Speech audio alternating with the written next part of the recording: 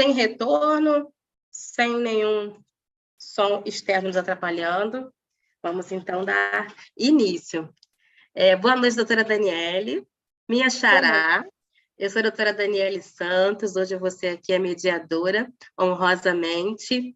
Agradeço a confiança de todos da ANAM, toda a presidência, membros, na pessoa do doutor Estevam, doutor Wesley, que também deu apoio na parte técnica. Então, vamos começar, como eu já falei antes, na verdade, grito de alerta. A gente já pensa tanto em liberdade, liberdade de expressão, liberdade religiosa, fica tanto na mente da gente, não é?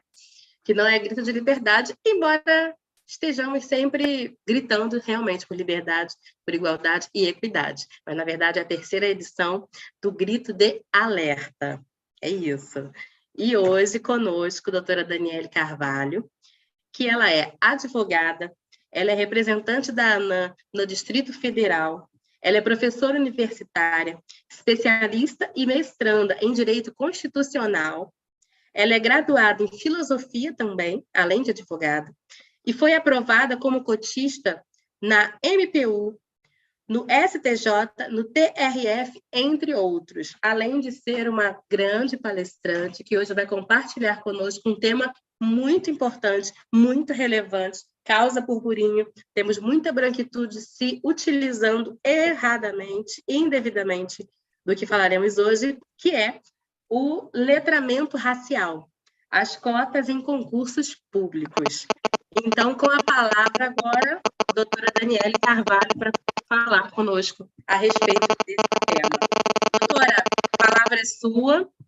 Desculpa os percalços técnicos, mas vai valer a pena. Depois a gente estica mais um tempo, a fala é livre, pode falar sem pressa, se sinta em casa. Aqui é o nosso aquilombamento virtual.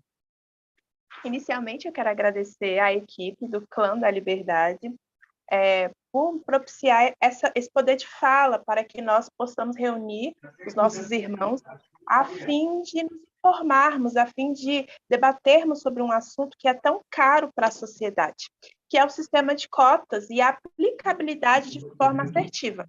Pois bem, o que é o sistema de cotas para universidades públicas e para concursos públicos? É uma política afirmativa que reconhece um grupo que está numa posição de vulnerabilidade. A vulnerabilidade, ela não necessariamente ela é quantitativa, ela é uma vulnerabilidade social, porque se nós olharmos a estatística, veremos que a população brasileira, a maior parte da população brasileira, é formado por negros, que caracteriza os pretos e os pardos. Sim. Porém, nos cargos de visibilidade social, há uma minoria de pessoas pretas. E isso por quê? Isso por uma questão histórica, no qual, estruturalmente, nós viemos por uma estrutura de escravidão, e quando tivemos o direito de voltar a ser gente, porque nunca perdemos, né? Se você for olhar numa estrutura humanitária, nunca perdemos a condição de seres humanos. Foi mitigado isso por um tempo de forma jurídica. E quando isso voltou a ser, quando nós voltamos a ter o direito de ser o que sempre fomos, que é gente, foi negado a gente o direito de quê? De ter terra. Enquanto os italianos vinham ao Brasil, muito respeito à comunidade italiana, mas enquanto os italianos vinham ao Brasil para poder trabalhar na substituição, eles já vinham com essa condição necessária de gente, de autonomia. E aqui eles chegavam, eles tinham uma remuneração, eles poderiam comprar terra com o seu trabalho produzido. Já o escravo liberto, naquela época, tinha leis que impossibilitavam até a compra de terra. O que faz um povo que acorda liberto, mas não tem nenhum tipo de política pública para manter essa liberdade? O que faz uma mãe que não tem como dar alimento ao seu filho, o marido que não tem como prover a sua esposa, dentro da estrutura social daquela época? Então, essa comunidade... Essa comunidade, ela foi o quê? Ela foi se readaptando à nova realidade. E a criminalidade, infelizmente, está muito atrelada à pobreza. Os morros foram se formando como? Os morros foram se formando justamente desse povo que não tinha para onde ir e foi buscando outras alternativas de sobrevivência. E lá fomos ficando. E lá a comunidade pobre começou a ter cor. É verdade. E com o passar Porque do tempo... foi nos dado, né, aos nossos antepassados, né? Foi dada a liberdade, porém não foi dado realmente o norte, né? Vocês estão livres, Não. mas e aí? Para onde vamos? Cadê a dignidade? Cadê terra para plantar, para criar seus filhos, né? Cadê trabalho digno? A liberdade de ir e vir, ela é limitada quando se não tem a sobrevivência. Você dizer a alguém, você é livre, porém, você não dá condições de dignidade para essa pessoa, ela se torna cativo de outros problemas sociais. Por vezes, não é quando nós pensamos na liberdade do escravo, era do direito de ir e vir sem autorização, dele ser um ser humano, não uma coisa, não patrimônio, propriedade de alguém, do seu senhor. Porém, à medida em que ele foi liberto, essa liberdade foi mitigada em que sentido? A ausência de dignidade, que é um conjunto de estruturas que permite essa pessoa ter uma vida digna, dentro do que era esperado naquela época. Verdade. E até hoje, né? Isso. Até hoje, se nós observarmos, né, as comunidades, as favelas, os morros em si, a área mais precária da sociedade, né? Os lugares menos disputados, menos favorecidos, é onde mora a nossa população negra, em sua maioria, né? Justamente. Por quê? Porque você passa por um processo estrutural. Estrutural, ele não se forma num único ano, ele se forma num conjunto de estruturas, de engendramentos que formam todo um período, toda uma era. Acontece que, em decorrência da nossa formação social, da nossa formação estrutural, de um país que ficou muito tempo com a escravidão como forma de manutenção estatal, quando se teve esse rompimento, se teve um rompimento só jurídico, porque social não se teve nenhuma modificação estrutural. Isso repercutiu nos anos que se veio, nos anos seguintes, nas gerações seguintes, e culminou no que nós temos hoje, uma massa carcerária composta de mais de 50% de negros, dados do CNJ, uma minoria de pessoas em cargos de visibilidade de pessoas negras. Tem uma estatística do Conselho Nacional do Ministério Público, que é bem interessante, eu irei abrir ela aqui, que demonstra justamente a realidade, porque, assim, o judiciário brasileiro, a estrutura brasileira é uma estrutura branca. Porém, geralmente, o juiz vai ser branco, o promotor vai ser branco, o advogado vai ser branco e o réu vai ser negro. E os jurados vão ser brancos.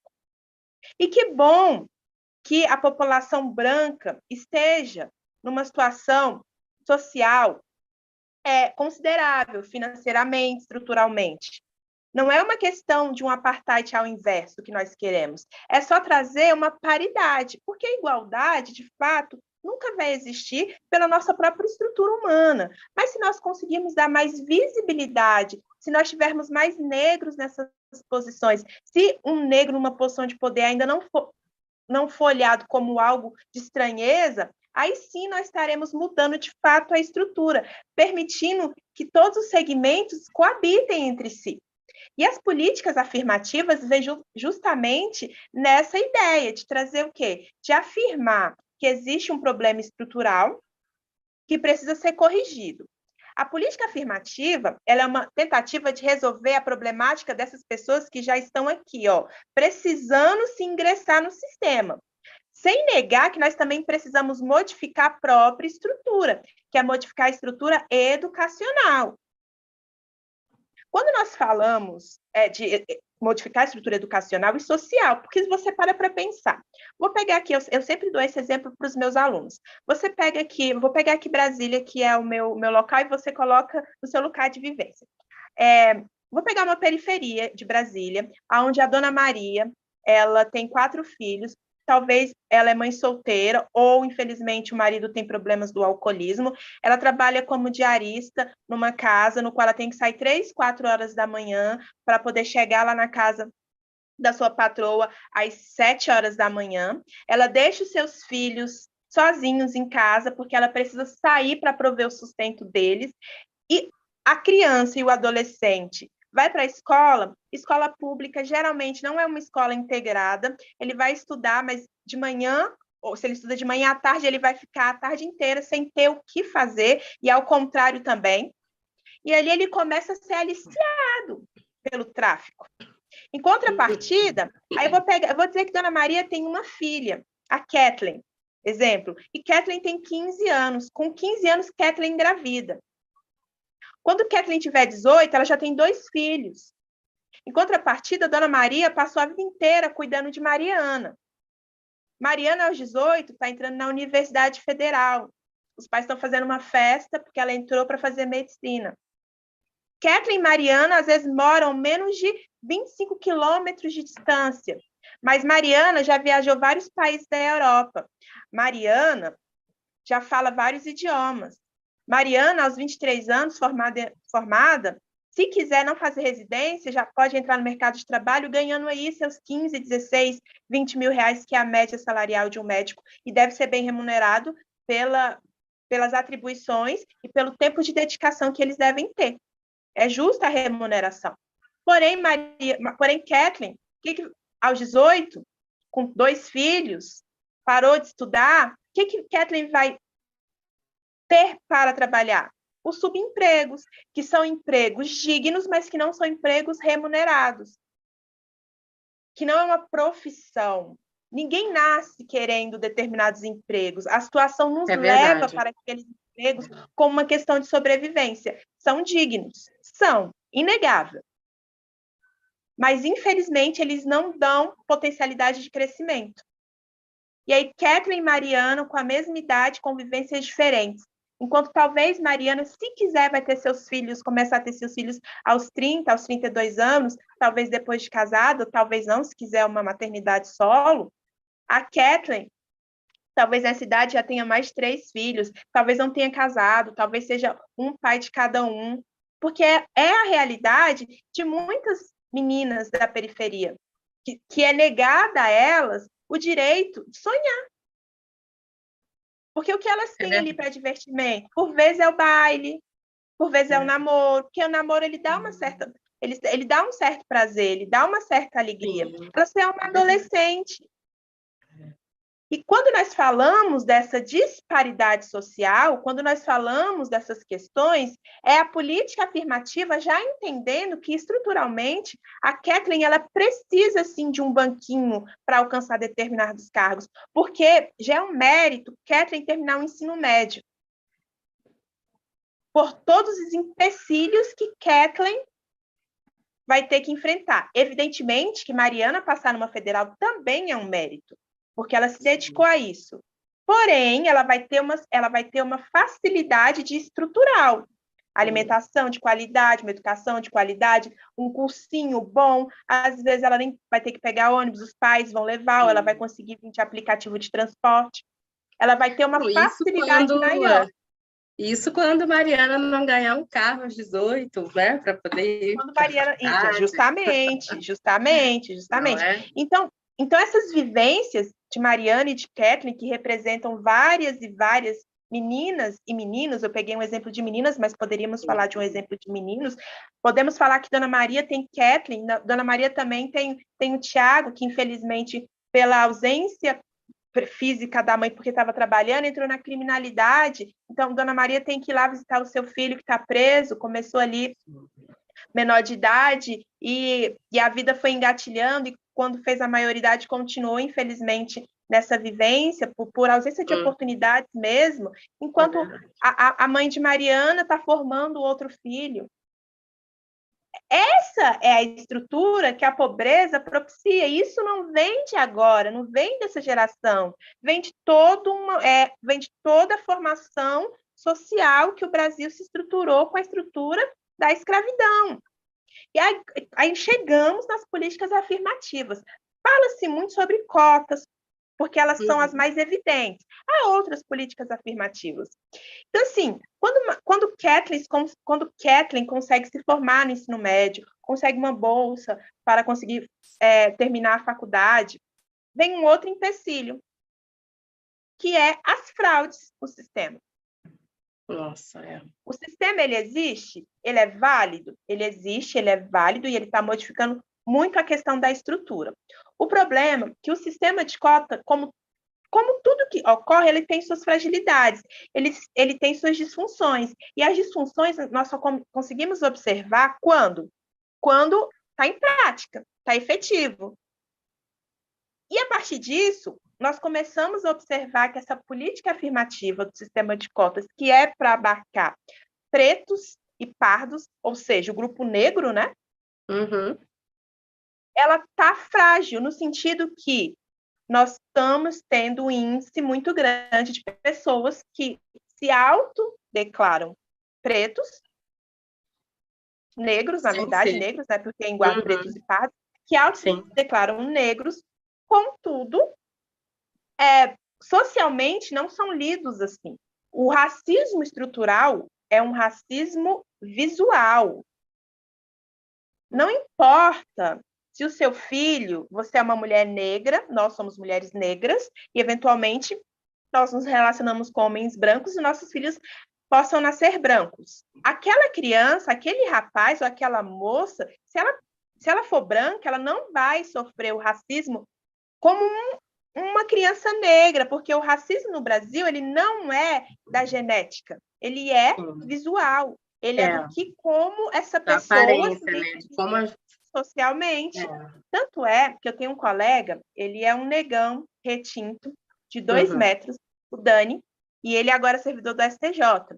E ele me relatou que ele anda com o crachá dele, ele só anda de social. E ele anda com o crachá dele de pago. Às vezes ele nem vai trabalhar, mas ele sempre anda como uma forma de proteção, porque ele sempre é abordado. E aí, quando ele é abordado, ele já tira o crachá para demonstrar. Ou seja, ele precisa de um escudo, de uma proteção, para não colocar a própria vida dele em risco. Porque os homens, ele tem um intensificador maior da estrutura do racismo. O racismo no homem mata. É verdade. Em regra, o homem ele tem mais risco de a óbito numa operação policial. Aí, abre aspas, a maior parte dos policiais tem uma operação, tem uma estrutura ética, cordial, correta. Eu estou falando aqui das disfunções. Mas, infelizmente, há operações que demonstram totalmente um erro e a abordagem pelo etiquetamento geralmente é para pessoas de peles escuras, moradoras de periferia. E isso como já se relacionassem, né, a imagem do homem negro a algo de violento, a algo de bandido, de criminoso, né? A gente realmente... E se relaciona mesmo. A criminologia, que é um ramo de ciência que estuda justamente o transgressor, o crime, a vítima e os controles sociais, tem várias teorias. Entre as teorias, tem a teoria do etiquetamento, que é justamente partir do pressuposto que existe um perfil de pessoas que têm uma predisposição a cometer crimes. Logo, essas pessoas tendem a ser mais abordadas. Entendi. E isso é prejudicial, porque quem você acha que vai ser abordado? Quando você pensa numa pessoa que é transgressora, você pensa em quem? Nós temos os crimes de colarinho branco, que são esses crimes perpetuados, exemplo, por alguns políticos. Você imagina, quando eu faço o cenário, pense num criminoso. Qual é o primeiro criminoso que você vai pensar? É bem possível, pelo seu ideal imaginário, que a busca seja por quem? Por uma pessoa de pele escura, na bicicleta, com determinados trejeitos, chinelo, de bermuda, vestido de roupa mais simples, justamente. Boné. Justamente. A chance de você pensar nesse criminoso de pequena monta, né, que é um assaltante, e não pensar em um estelionatário ou num criminoso de colarinho branco é muito grande. É verdade. É evidente, cada um ali tem suas responsabilidades sociais. Porém, dentro do nosso ideal imaginário, é assim que nós etiquetamos as pessoas. E é assim, infelizmente, que muitos policiais, porque são seres humanos, independentemente da profissão que exercem, também etiquetam. Então, o Dani, que é um exemplo claro de um homem negro de 1,90 m, negão, retintão, de se proteger é andar com o crachá, porque o risco de morte para ele é muito maior que para a gente. Quantas mães negras têm que falar para os seus filhos? Não ande de capuz. Ensinar o seu filho a andar na rua para ele não ser confundido. É verdade. A como falar se for abordado. Eu lembro que a minha tia falava para os meus primos algo que desde criança eu já ficava prestando atenção e de que é uma realidade. Eu lembro que a minha tia já tinha até a preocupação de orientar os meus primos a não correrem. Por exemplo, se tem um ônibus, vai pegar o ônibus, você está com pressa alguma coisa, nunca corra. Porque realmente, toda vez que você vê, eu estava no centro aqui do Rio, né? Tem um lugar famoso que é o Largo ali da Carioca, que é onde eu fervo ali do trabalho, do centrão da cidade. E aí passou um rapaz correndo, a rua toda parou, senhoras brancas que estavam na frente, idosas, já segurando a bolsa. Então, já tem aquele imaginário de que o homem preto correndo fez alguma coisa errada, ele acabou de assaltar alguém, está fugindo da polícia, algo assim. E o rapaz estava correndo para poder conseguir pegar um ônibus que estava parado no sinal fechado. Então, realmente, né? Tudo isso já tem todo esse contexto, né? Inserido na sociedade. Justamente, é o que nós chamamos de etiquetamento. Nós temos um ideal imaginário, infelizmente, de um perfil, de um padrão de pessoas que têm uma predisposição a cometerem crimes. E logo, quando nós associamos esse perfil imaginário, esse ideal, nós temos já uma proteção instantânea. É a mesma coisa, supondo, se você vê a foto de vários homens brancos e um único homem negro, você, quando é assaltado, você está numa posição de adrenalina. De fato, você pode ser assaltado por um homem negro, mas o fato dele ser negro não é a única individualização para você caracterizar uma pessoa. Todos os negros são unos? Não.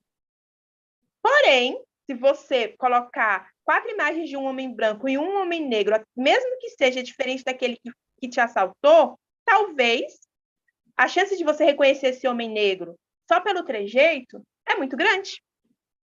É por isso que não pode se ter reconhecimento apenas por foto. É vedado.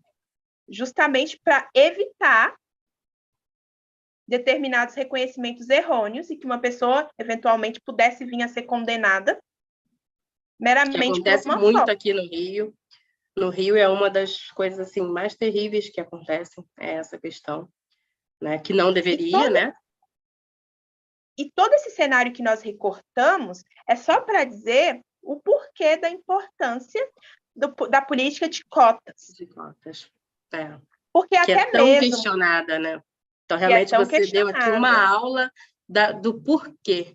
Eu espero que, de verdade, eu espero que além da nossa comunidade, nossos irmãos pretos que estejam assistindo, que pessoas brancas assistam, para, de uma vez por todas, pararem de nos abordarem para perguntar de algo que é tão óbvio, óbvio, né? Se você parar para pensar o porquê tem essa necessidade, né? De você dar um jeito, é uma oportunidade para que a nossa comunidade, para que uma Kathleen, né, como seu exemplo na vida, consiga ingressar numa faculdade assim como Mariana, que já vem de uma família abastada, com todas as possibilidades, com cursinho, com um ensino médio numa boa escola particular, não precisa trabalhar, não tem aquele estresse, leva mesmo só o dia a dia para estudar, para fazer cursinho de inglês, para se preparar mesmo para a profissão, que não acontece com a nossa comunidade negra e periférica, principalmente. Né? Então, realmente, toda essa linha puxa para o porquê da importância das cotas. Pessoas que estão assistindo. É isso. Que Kathleen e Mariana sejam amigas, né? Que possam ir aos barzinhos, possam viajar juntas.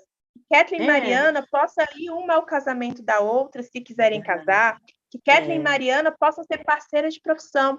Não que necessariamente Kathleen precise cuidar dos filhos de Mariana e não poder cuidar dos seus próprios filhos. É sobre isso que é a política pública. É sobre dar condições para aquelas pessoas que já nasceram numa posição de vulnerabilidade. É sobre permitir que essas meninas e esses meninos possam ser o que eles quiserem. Porém, mesmo com todos esses problemas estruturais relatados, que Kathleen e Washingtons podem percorrer ao decorrer de sua vida, nós chegamos aqui no reconhecimento do Estado. O Estado, mediante a lei de cotas, reconheceu que 20% das vagas de concursos públicos seriam destinadas a pessoas negras, pretos e pardos. O STF, na ação declaratória de constitucionalidade, acho que número 40, se eu não me engano, 41, reconheceu a constitucionalidade do sistema de cotas. Juridicamente, perfeito. Agora vamos para as disfunções. Temos a avaliação de heteroidentificação. Primeiro ponto que eu, como estudiosa e como usuária da política pública, começo a observar. Quem são as pessoas que estão fazendo essas avaliações? Qual é o conhecimento técnico? Porque há um conhecimento técnico, há vários estudos, há sim pessoas que são estudiosas que sabem identificar pelo letramento quem é negro. Não são todas as pessoas que são negras, não são todas as pessoas que têm um direito à política pública, porque é o social. O fato de uma mulher branca ter o cabelo cacheado não a faz ser parda. Não, faz Então, nós precisamos começar a questionar. Juridicamente está perfeito. Agora vamos questionar a aplicabilidade. E a aplicabilidade começa por onde? Quem é que vai definir, quem é que vai reconhecer se a pessoa é ou não? A comissão. Então, é na comissão que nós temos que começar a observar quem compõe essa comissão, como essa comissão foi estruturada, qual é o conhecimento técnico daqueles membros. Eles têm estudos científicos, artigos científicos sobre isso? Qual é o tempo de vivência deles em relacionamentos à questão das pautas da negritude? Porque simplesmente eu fazer um cursinho online não me faz ter conhecimento técnico necessariamente para avaliar. Isso é verdade. A grande estrutura, o grande problema das cotas, a meu ver, está sendo em duas partes. Um grupo de pessoas que já perceberam a fragilidade do sistema. E onde está a fragilidade? Na comissão. No caso, a comissão avaliadora, isso? Quando faz o pedido, a comissão que vai avaliar justamente, se você realmente porque é negro, quando você faz a inscrição, justamente, Uhum. quando você faz a inscrição, é uma presunção relativa. Presunção relativa é no sentido de eu vou presumir que você é negro, você vai chegar até tal etapa e depois você vai ter que confirmar pela comissão. Chega na comissão. Quando nós, em regra, a própria ANAM vai ao CNJ fazer denúncias de pessoas Y e X, essas pessoas alegam o quê? Eu passei pela comissão. E, de fato, elas passaram pela comissão. De fato, elas têm o quê? O reconhecimento de um grupo de pessoas que presume-se ter um conhecimento técnico para afirmar se elas são ou não beneficiárias do sistema. Então, é na comissão que é o ponto de X, é o ponto que vai definir se essa pessoa vai ou não utilizar a política pública. Então, a comissão precisa ser mais estruturada. Nós precisamos de uma regulamentação para dizer quem é que pode ou não participar dessas comissões. É verdade. Para que sejam pessoas preparadas, né? Pode deixar só a critério da banca, porque a maior parte das bancas, eu não estou aqui desmerecendo as bancas, elas fazem um trabalho muito sério, respeitoso, mas eu estou dizendo no sentido de as bancas escolhem esses profissionais de acordo com conhecimentos técnicos, só que não existe uma padronização. Tem bancas que são mais severas e vai ter bancas que talvez não sejam tão severas. Nós tivemos um problema aqui no TJDFT em relação a vários candidatos, que depois foi divulgado na mídia, que aparentemente não se encaixam no perfil. As pessoas olham para aquela pessoa e as pessoas não conseguem se identificar. Os negros olham para aqueles outros negros reconhecidos por uma banca e eles não conseguem se identificar. Há um problema que precisa ser analisado. Doutora, e caso alguém tenha dúvida, né? Que às vezes alguém está assistindo e ficou na dúvida, explica como é feita a comissão, como a comissão avalia, se é por foto, se tem uma entrevista pessoal. Então, geralmente, as comissões avaliam a pessoa é aprovada no concurso dentro de uma cláusula de barreira, ou seja, 60 vagas para negros. Então, os 60 maiores classificados, eles vão para essa comissão. Exemplo. Geralmente, essa comissão ela é composta por 3 membros, cada um representando uma etnia, um branco, um preto e um pardo. E, geralmente, precisa de maioria absoluta, ou seja, desses 3, 2 precisam reconhecer. Há bancas que fazem por 5. Habitualmente, essas comissões elas são feitas presenciais.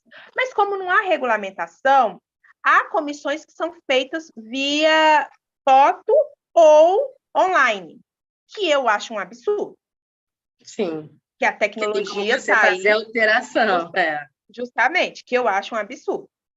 Se eu não me engano, a FGV, no último concurso do Senado, ela deu opção de ser presencial ou online. Algumas pessoas fizeram presencial e tem uma explicação. Financeiramente, impacta na vida de uma pessoa que mora em outro estado e precisa viajar só para fazer a avaliação. Porém, se nós formos olhar estruturalmente, os impactos do sistema é bem maior do que o custo que eventualmente a pessoa terá. Verdade. Nos casos de concurso de cláusula de barreira, existe esse limitador. E aí nós temos um problema, que é da cláusula, que o CNJ já percebeu. O que é cláusula de barreira, para aquelas pessoas que não têm familiaridade com o concurso? A cláusula de barreira é a quantidade de vagas que se tem num concurso para negros ou para ampla. Então, o concurso é dividido em ampla e sistemas de cotas e sistemas de pessoas que têm algum tipo de deficiência. No nosso caso, que é o sistema de cotas étnicos, né, pretos e pardos, nós temos uma quantitatividade de vagas.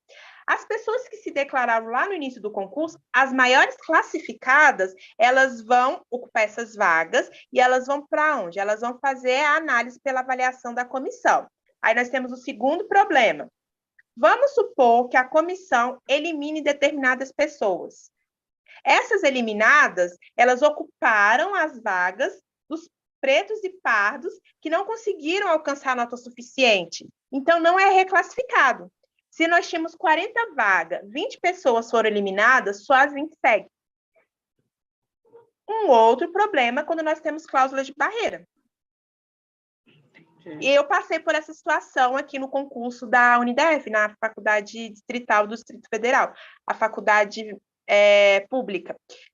Só iam corrigir 12 redações. Só iam corrigir 8 redações. Eu fui a 12ª. Então, só essas 8 pessoas iriam para a segunda fase, para a correção da redação, e iriam para a análise da comissão, para verificar se elas se enquadram ou não. Dessas, 3 ou 4 pessoas foram eliminadas. Só que eles não reclassificaram os outros negros. Caramba!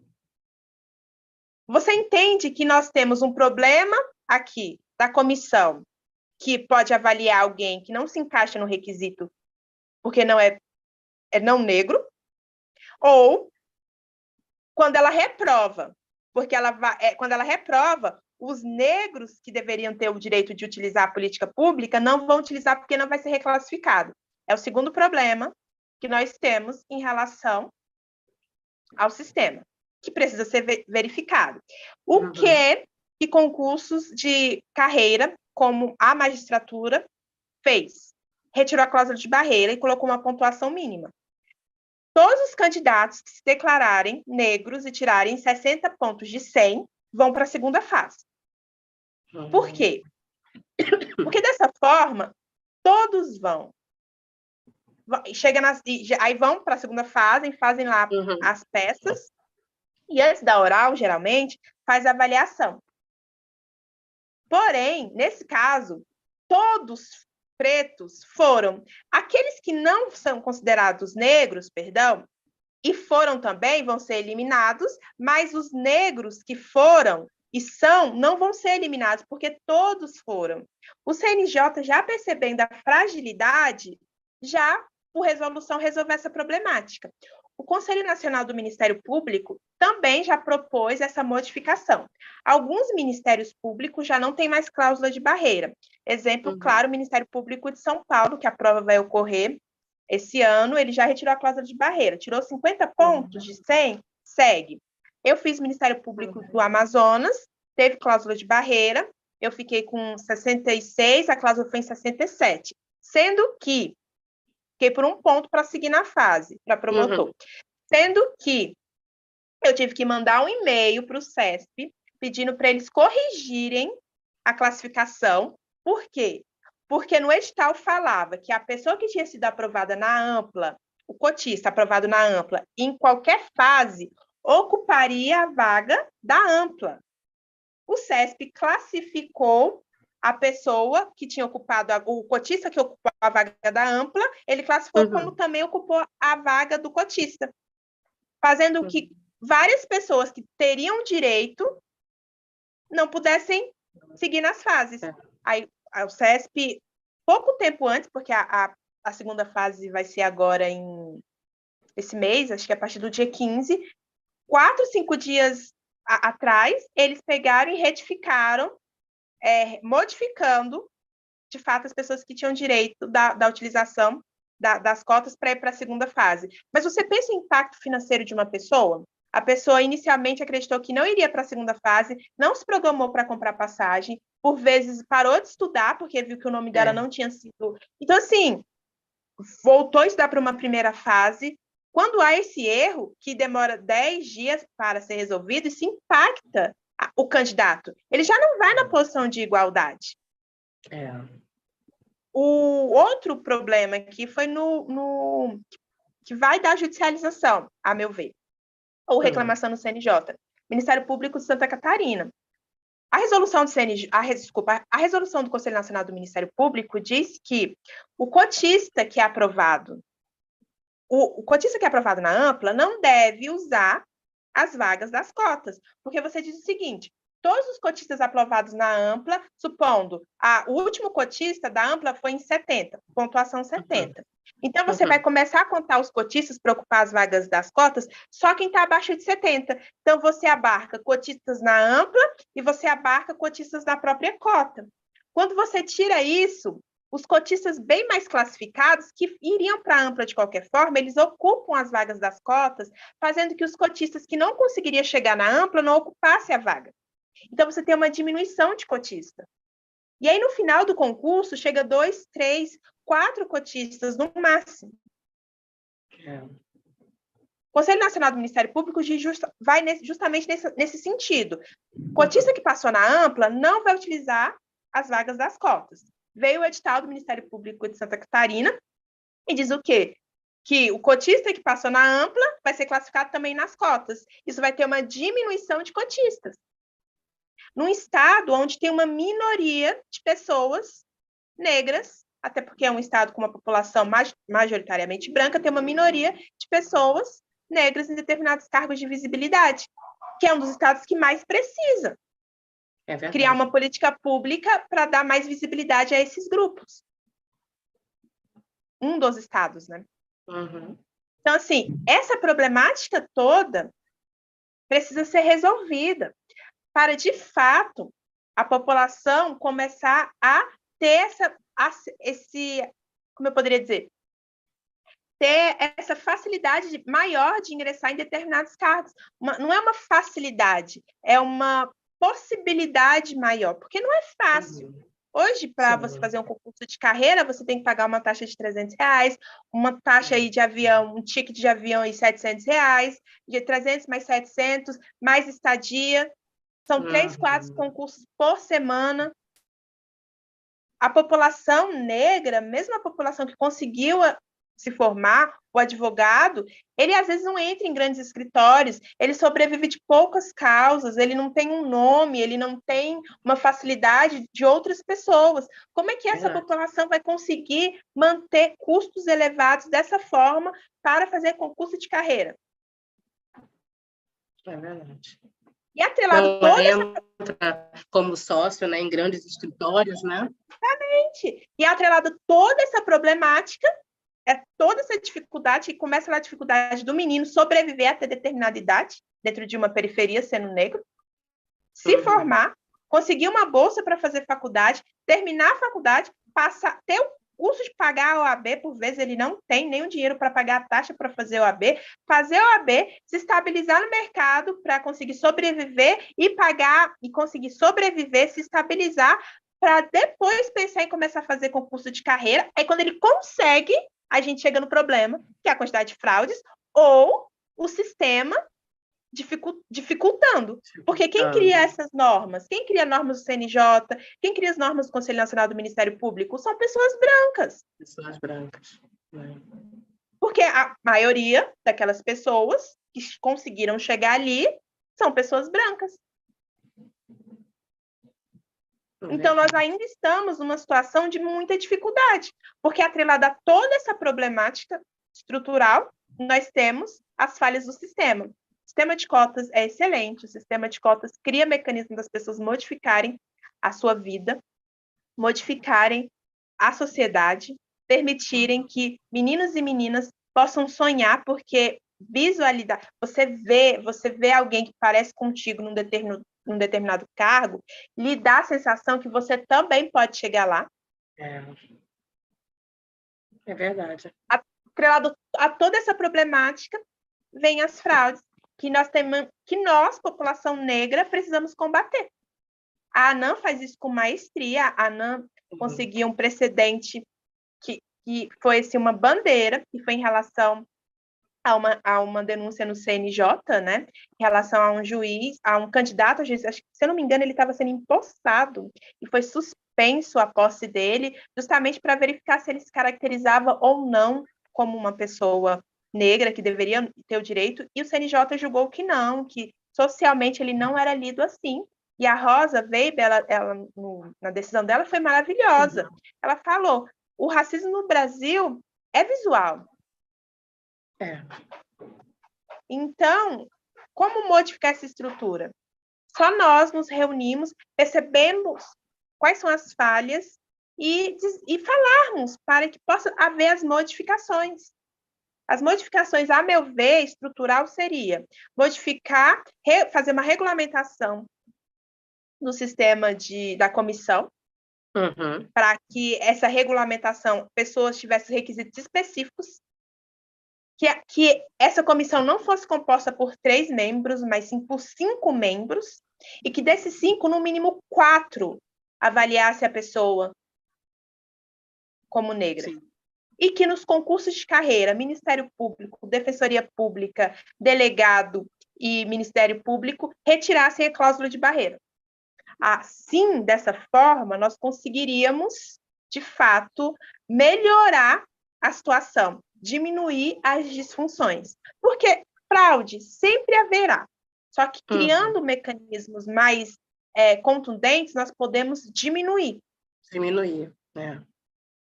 É verdade, porque senão acaba sendo um programa que é para beneficiar, mas que até no programa que é para nos beneficiar, a gente encontra uma barreira, seja ela da fraude, seja ela de uma comissão que não está preparada da forma adequada para realmente avaliar, né? E seja essa questão da cláusula de barreira, então acabam que parece que eles maquiam, né? É como se fosse assim, olha, fizemos isso aqui para você, mas tivesse atrás uma pegadinha para, mesmo assim, a gente acabar, né, falando assim de uma forma clara, quebrando a cara, né? A gente sonhar, se dedicar, estudar, investir, porque tudo é investimento. Até para ser advogado, imagina, né? A gente tem a anuidade que não é barata para pagar, né? Então, para fazer os concursos, desde que seja uma OAB até concursos, a taxa é alta.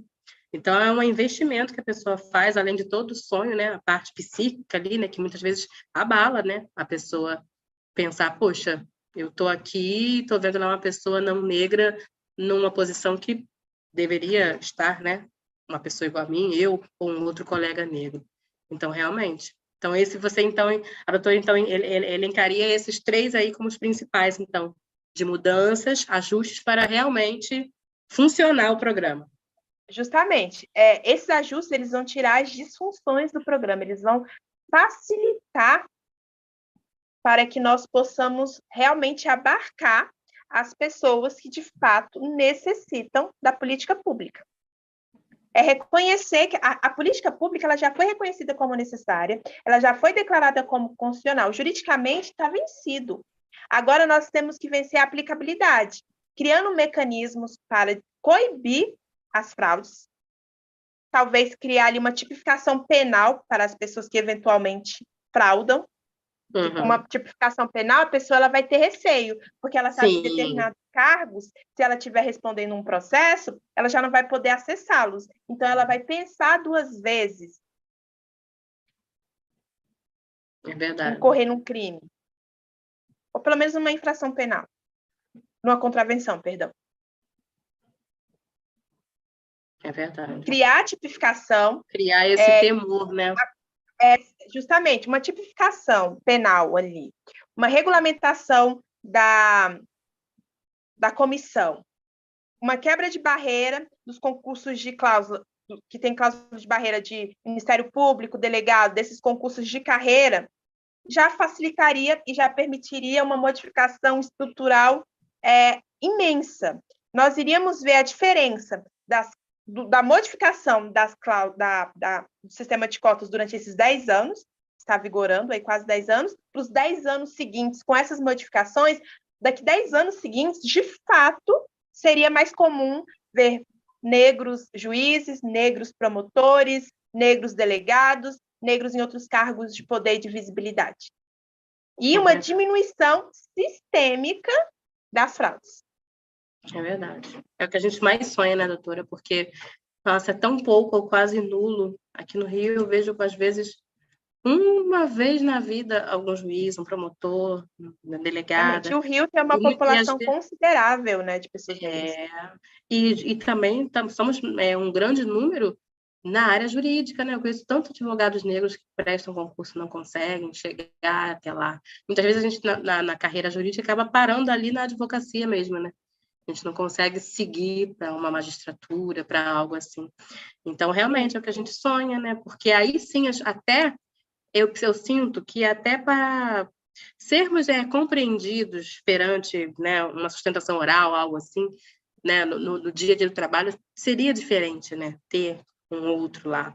Porque muitas vezes a gente percebe que pedidos de advogados negros...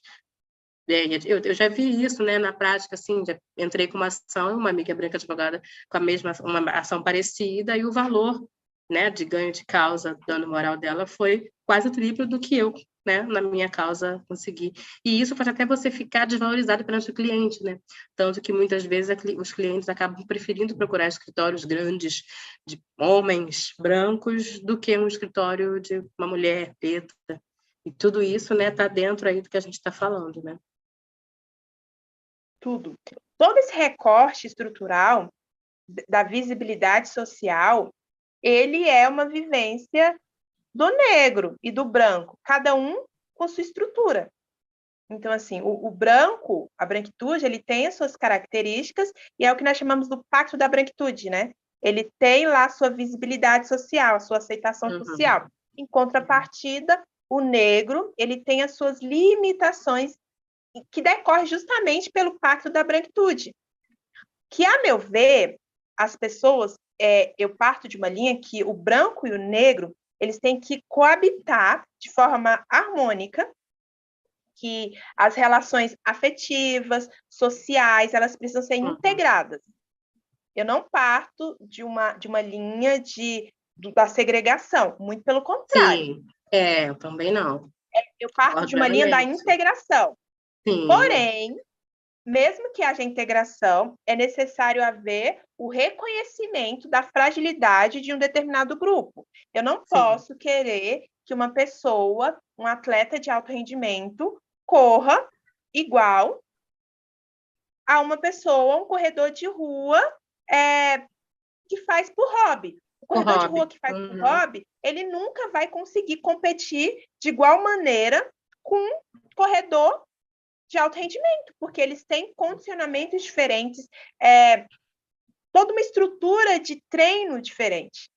É a mesma coisa eu querer que um menino ou uma menina advogada negro, o Silva, concorra com um menino ou uma menina que formou lá na FGV, que a família toda é estruturada, tem um nome, e geralmente é filha de ministro, e que bom que essa menina e esse menino já tiveram esse caminho mais acessível para eles. É reconhecer isso, que bom que eles tiveram.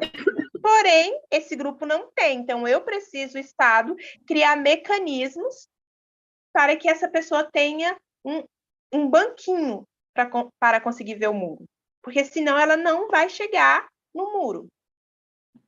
É verdade, doutora. Estamos aí chegando nos nossos 20 minutos finais. Aí eu queria agora partir para uma parte assim mesmo pessoal ali da doutora. Por exemplo, dos concursos que a doutora fez. Se tem algum que achou mais difícil, qual indicaria para quem está assistindo e quer seguir uma carreira aí, né, ou no Ministério Público, ou na magistratura, ou defensoria.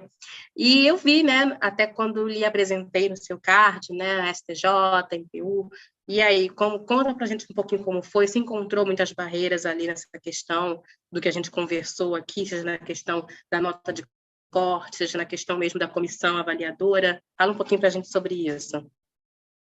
Então, eu comecei a estudar para concurso já tem bastante tempo, assim, e eu passei nos concursos de técnico, né? Técnico do Ministério Público, posição 91, para o MPU, posição, se eu não me engano, 114 no STJ, e no TRF eu não me recordo. No MPU, eu estou hoje na posição, acho que 11º para ser nomeada. Se tudo caminhar da melhor forma, até o final do ano eu serei nomeada. No STJ, provavelmente, também. No concurso do MPU, a comissão era de 5 avaliadores, e você tinha que, no mínimo, 3 avaliadores te caracterizar como negro. Eu lembro que, na época, mais de 20 pessoas que estavam na minha frente foram eliminadas. Você vê já a modificação. Já no concurso do STJ, que foi o primeiro concurso que eu passei, que eu fui classificada, eram 3 avaliadores, e não teve tanta diferença da minha classificação final para a minha classificação atual.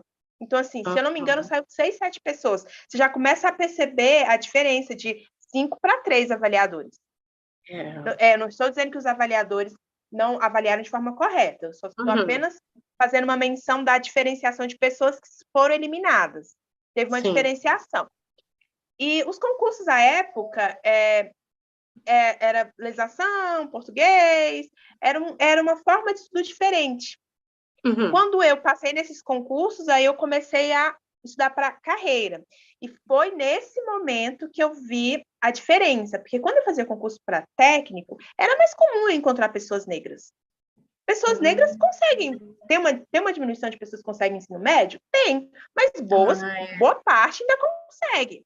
Porém, quando você começa a estudar para concurso de carreira, eu faço mais concurso para promotor, eu comecei a observar que, por vezes, eu era a única pessoa negra da sala, ou num corredor, eu ficava procurando meus irmãos e eu não encontrava.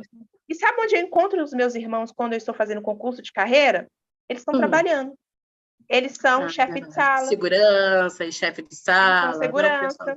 E quando eles olham para mim, nós temos aquele cumprimento de confio em você, vai dar certo? Sabe que quando o meu irmão vai me lá, vê, nos represente, estamos contigo, vai lá, né? Sim, várias vezes eu senti isso, principalmente em 2 concursos que eu fiz.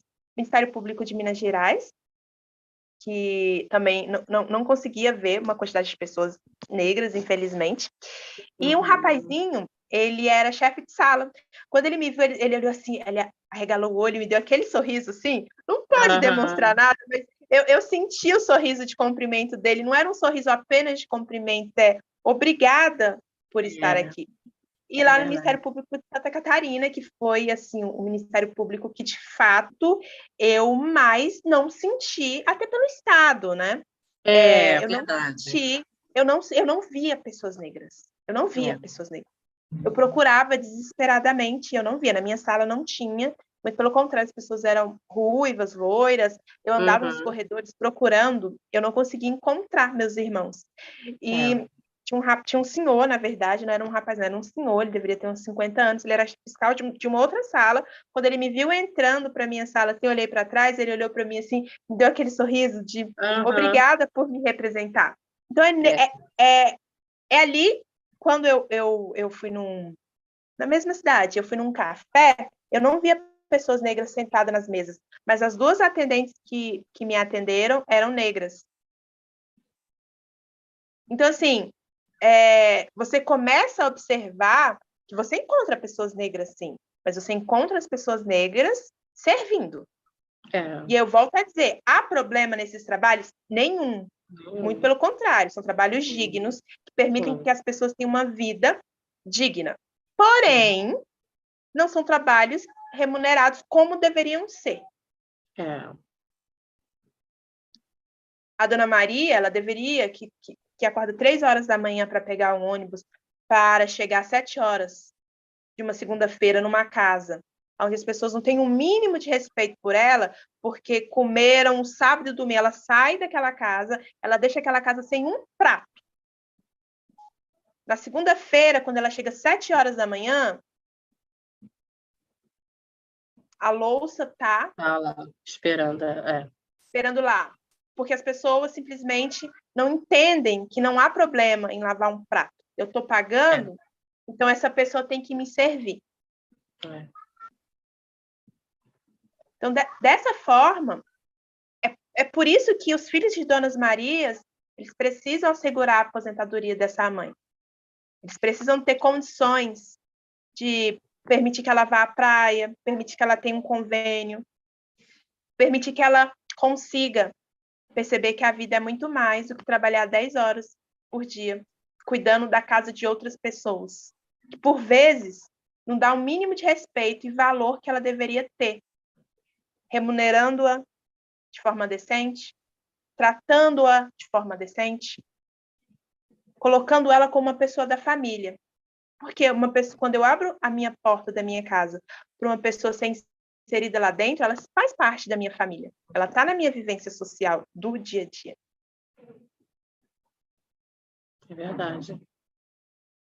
Então, e eu peço muito que os meus irmãos que estejam escutando esse vídeo, que permitam-se fazer concurso de carreira, que não tenham medo de fazer concurso de carreira. É uma prova feita por ser humano para ser humano.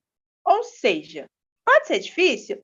Pode, mas é acessível se continuar. É a continuidade. Vai haver reprovações, vai haver dificuldades, porém, é só uma prova. Permitam-se acreditar que somos capazes, que podemos, caso seja esse o sonho, o desejo, a vontade. É verdade. Isso aí foi lindo, porque incentiva mesmo, né? Porque a gente já vive tão, às vezes, sofrido, tão desacreditado, que às vezes a gente desacredita da gente mesmo, né? Então, realmente, quando vê uma mulher igual você, advogada, professora, filósofa, uma concurseira aí, já com pé, tenho fé que já sim, uma concursada aí no MP, nos representando, abrilhantando o ambiente com toda a sabedoria, igual ou muitas vezes até mais do que os demais no recinto, que a gente acaba às vezes estudando tanto, se dedicando tanto para estar sempre afiado, né? Que a gente sempre meio que sendo provado, né? E eu estava lembrando que você falou do seu amigo que anda com o crachá, né, dele. Isso acontece muito aqui pelos fóruns, né? É verdade.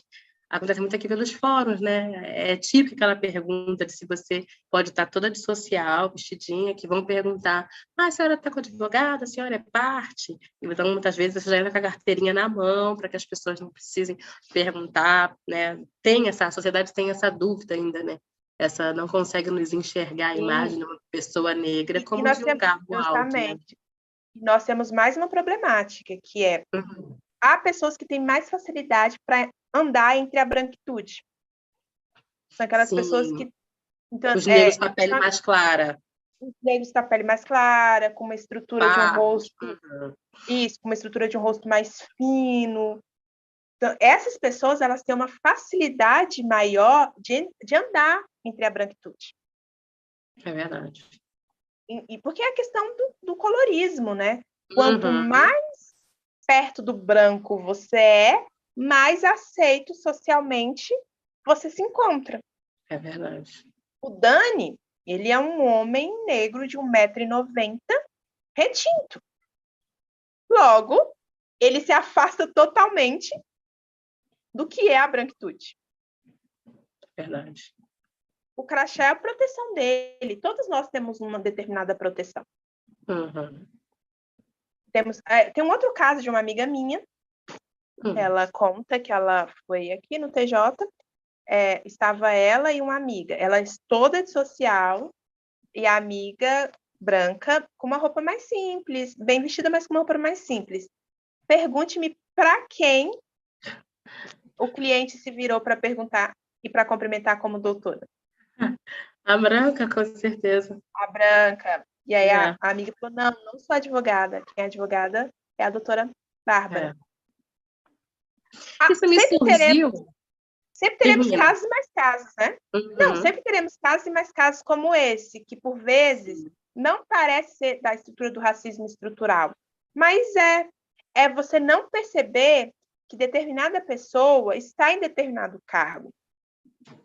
Porque você etiqueta, você tem um ideal imaginário do que é um advogado, de como é um advogado. Você tem um ideal imaginário de como é um juiz, de como é uma juíza, de como é um promotor, de como é um delegado, de como é o faxineiro. Eu tive um estranhamento no Sul de ver pessoas que estão num estado de fragilidade financeira, infelizmente, encontram-se na rua, loiros do olho azul. Eu comentei com meu pai. Eu tive um estranhamento. Falei, nossa, pai, em Santa Catarina, várias pessoas que estão num estado de moradores de rua estão porque eles não são. Eles vão sair daquela condição.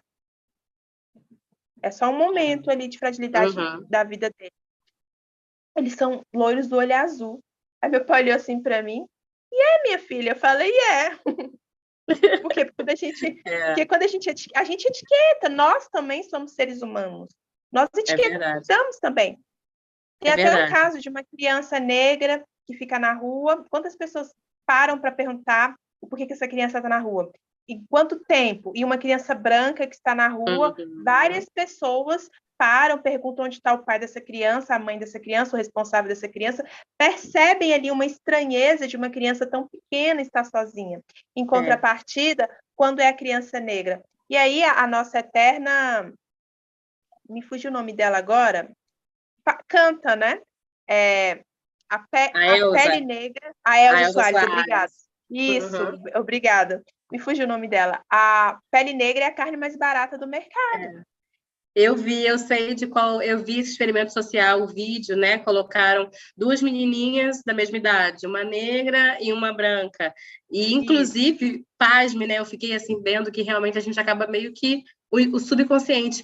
Inclusive, pessoas negras passaram direto pela menininha negra, mas eu vi duas meninas negras parando, ai, minha mulher tá sozinha. Há aquela preocupação, porque imagina assim, a menina branca, aqui ela tá sem os pais, precisa de ajuda, e a menininha negra já é meio que um costume, né? Que não deveria ser, a sociedade vê como a menininha que tá vendendo bala, que tá vendendo alguma coisa, né, no sinal, então passou despercebido, né? A menina negra não foi vista como uma criança perdida, desprotegida sem os pais, né?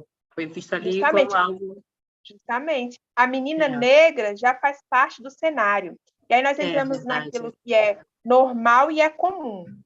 É normal uma criança estar na rua? Não é normal.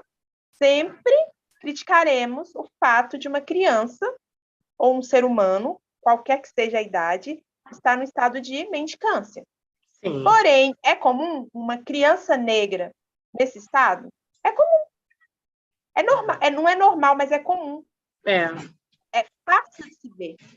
Mas é difícil, é atípico você observar uma criança branca. Da mesma forma que, para mim, foi atípico ver pessoas em estado de mendicância, infelizmente, loiras. Eu sei.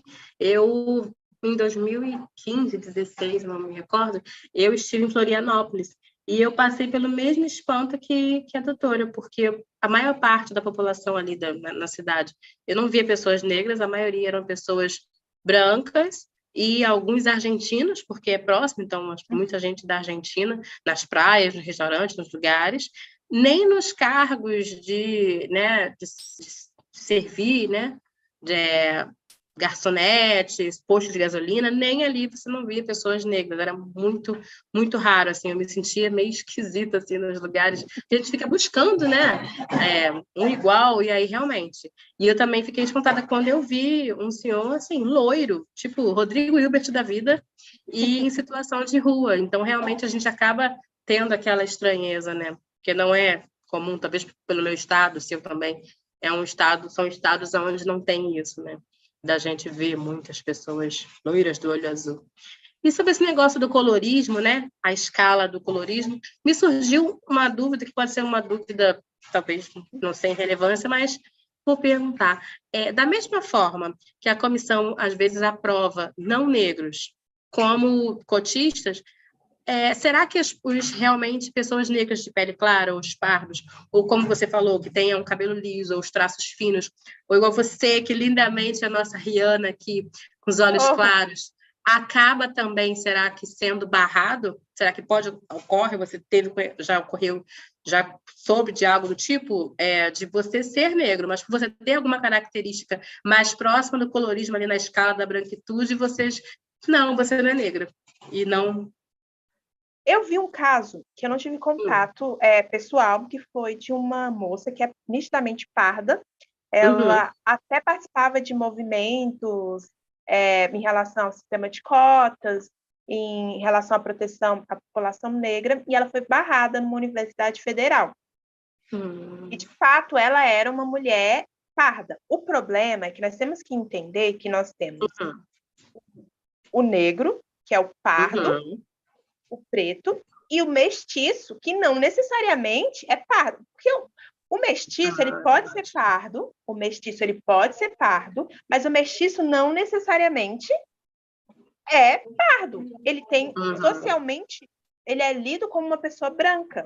Ou seja, são várias características que faz uma pessoa ser lida como parda.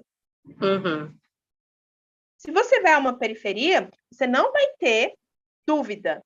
Chega em qualquer menino ou qualquer menina e mostra 2 fotos e pergunta: essa pessoa é parda ou essa pessoa é branca? Como eles têm contato diário com pessoas pretas e pardas, eles vão saber. Se você entrar num ônibus, num metrô, que vem de uma cidade mais periférica, você vai perceber quem é preto e quem é pardo. Porém, esses cargos,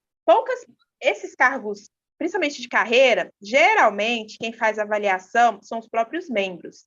E muitas vezes esses membros não são negros.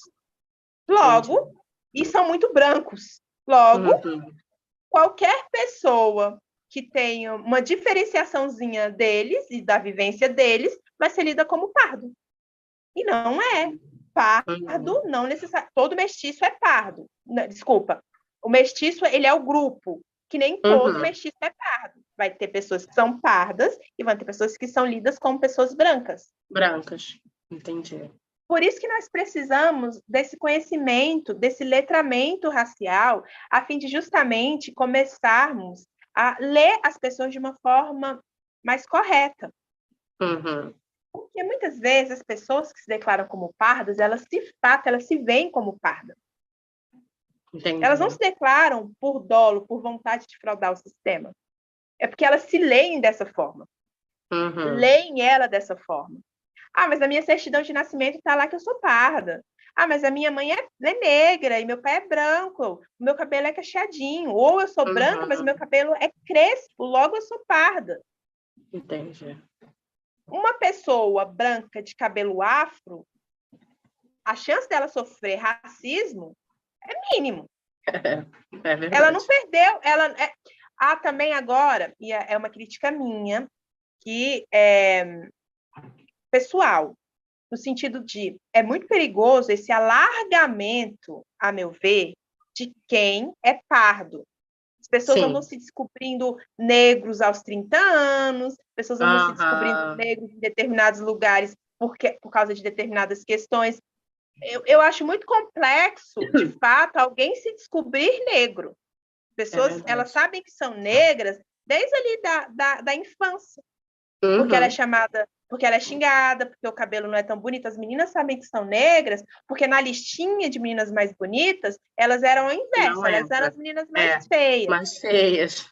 Porque enquanto a menininha branca conseguia caixinhas do Correio Elegante, a menina negra era aquela que fazia a ponte, que ia levar a cartinha para o menino. O menino abordava ela só para levar a cartinha. Então, assim, eu, Daniele, assim, dando a minha opinião pessoal, até um pouco dissociada a literaturas dominantes aí, tenho severas críticas a respeito desse alargamento de quem eventualmente é lido como pardo. Por quê? Porque quando você alarga e você lê muitas pessoas como pardas, você vai impactar lá na política pública. Porque vai entrar várias pessoas que definitivamente não vão sofrer racismo, que definitivamente estão muito longe do que é a estrutura racial, mas ela é lida como parda, porque o cabelo dela é cacheado, ou porque o nariz dela não é tão fino como deveria ser, como se o mero cabelo cacheado fosse sinônimo para a pessoa ser lida como negro, sendo que na Itália várias mulheres têm cabelos italianas, europeias, têm cabelo cacheado. Então, assim, é um conjunto de elementos. A pessoa até pode ter uma pele mais clara, mas ela não vai ser lida como uma mulher branca. Nem branca, então, não, assim, verdade. Então, assim, eu acredito que nós temos que revisar e temos que ter muita cautela, principalmente porque hoje nós temos movimentos de pessoas que estão se apropriando da condição de negros para ganhar militância, para ter poder de fala, para participar de cotas, para participar de projetos. Porque hoje o negro está tendo uma abertura muito maior da mídia. Então, ser negro hoje... Né? Ser negro está na moda. Está na moda. Ser negro hoje tem vantagem? Nenhuma, porque o risco é muito grande. Mas não ser negro e se dizer negro tem vantagem. É verdade. Perfeito. Então, assim, eu vejo as pessoas se descobrindo negros aos 30 anos. Quem sou eu para dizer que a pessoa não pode se descobrir negro? Mas eu fico pensando, alguém se descobre negro? É o meu questionamento. A meu ver, não. A pessoa sabe que é negro desde pequeno. É verdade. Eu concordo. Porque senão daqui a pouco a menina lá da dupla, Ana Vitória, uma delas tem o cabelo crespo, vão dizer que a menina é parda por causa do cabelo crespo. É parda. Sim. Criar a menina na foto.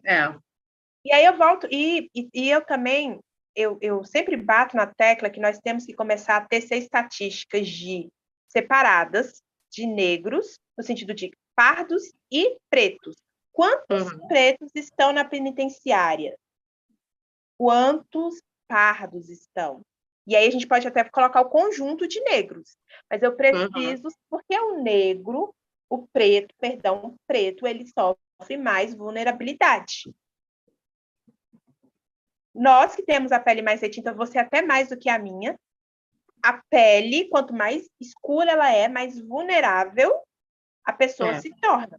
Nós precisamos começar a ter uma leitura mais real da realidade dos pretos, porque os pretos, eles são o grupo de mais vulnerabilidade. Quanto mais retinto, mais vulnerável. As políticas públicas, elas estão abarcando mais quem? Os pardos ou os pretos? Porque dentro do grupo negro, o preto, ele é hipervulnerável. O pardo é vulnerável? É, inegavelmente vulnerável. Mas eu ouso dizer que o preto, ele está numa posição de mais vulnerabilidade. E não é segregar, é dar uma visão real para aplicar políticas públicas de formas necessárias. Porque as pessoas que habitualmente se descobrem como negras aos 30 anos, geralmente são pardas. Até podem ser, mas elas conseguem transitar melhor entre a branquitude. Então, acaba que ela não passa por determinadas situações que a pessoa que é preta passa desde que nasce. Então, nós precisamos começar a ler as pessoas de forma mais correta, entender o que é o mestiço, o que é o pardo, o que é o preto. Depois disso, entender como as políticas públicas estão sendo abarcadas para os pretos e para os pardos. Se nós precisamos criar uma política para os pretos, para resgatar esse grupo que está numa condição de hipervulnerabilidade. Verdade. Perfeito, doutora. Chegando aqui ao fim, deu até tristeza, porque, nossa, o tempo voou. Quando o papo é bom, o tempo voa. Foi maravilhosa a sua participação. Já estendo aqui, né, quebrar o protocolo aqui da minha parte, já estendo o convite para próximas, que venham novas lives com a doutora. Te ouvir é enriquecedor de verdade. Sana dúvidas que até muitas vezes nós mesmos, né, nossos irmãos pretos, podemos acabar tendo. Então, é bem esclarecedor, nos faz pensar, né? Nos ativa o questionamento, nos ativa ali de ficarmos mais atentos a todas essas questões, principalmente essa questão dos partos, a questão da comissão, a questão das cotas, né, do programa, das falhas que o programa acaba tendo, que muitas vezes, ao invés de facilitar, você acaba tendo barreiras dentro do próprio programa. Então, aqui nos minutinhos finais, antes de encerrar, queria agradecer imensamente ao Clã da Negritude, a Anã, doutor Estevão, todos os membros, a doutora por estar conosco. Quebrou aqui, faz parte. É para dar sorte, é um bom sinal. E aí eu queria pedir que a doutora desse essa mensagem final, se quiser falar de alguma outra live que vai fazer, algum trabalho, quiser divulgar o seu Instagram, sua rede social, o seu contato, fique à vontade, fazer meu agradecimento. Para quem também quiser me procurar, eu sou Daniele Santos, meu Instagram é @santos com 2 T's, ADV, Santos ADV, tudo junto com 2 T's. Vai ser um prazer conversar, trocar uma ideia, vamos fazer live. É isso. Deixar a palavra com a doutora e após vamos encerrar. Muito obrigada a todos que assistiram ao vivo. Quem não assistiu ao vivo vai ficar gravado. Corre lá no Instagram do Clã da Negritude, não precisa colocar os acentos, Clã da Negritude, você vai encontrar lá no YouTube tanto a live de hoje quanto todas, né, dessa edição e das anteriores e tudo mais de grandioso que a Anã vem fazendo. Doutora, a palavra é sua para o seu encerramento. Eu quero agradecer a essa abertura do Clã da Negritude e da Associação Nacional de Advocacia Negra. E eu quero chamar os meus irmãos para que nós possamos criar uma comunidade mais forte, no sentido de nos ajudarmos mutuamente e, principalmente, que vocês possam se permitir acreditar na potencialidade que nós somos como grupo, como entidade, como pessoas, não para segregar outros grupos, mas para integrar e reconhecer a nossa capacidade como pessoas que estão aí se desafiando todos os dias na sobrevivência dessa selva de pedras. Então, eu peço a vocês que permitam-se, por nós, como grupo, pelos seus filhos, pelos nossos filhos, por todos. E, principalmente, pela humanidade, porque precisamos nos integrar para que, no futuro breve, brancos e negros não tenham mais títulos, sejam só seres humanos coabitando da melhor forma possível. E o meu Instagram, caso alguém queira seguir, é Dani Carvalho. Maravilha, perfeito, é isso aí. Faço minhas palavras da doutora, é isso aí, é o que precisamos, né? Doutora, um beijo, gratidão e até uma próxima. E parabéns, viu, pela mulher forte, inteligente, grandiosa, sábia. E quando tiver algo a falar, vem que a gente quer te escutar, tá bom? E parabéns por toda a conquista e estou aqui na torcida, viu? Já deu tudo certo. Um beijo. Obrigada.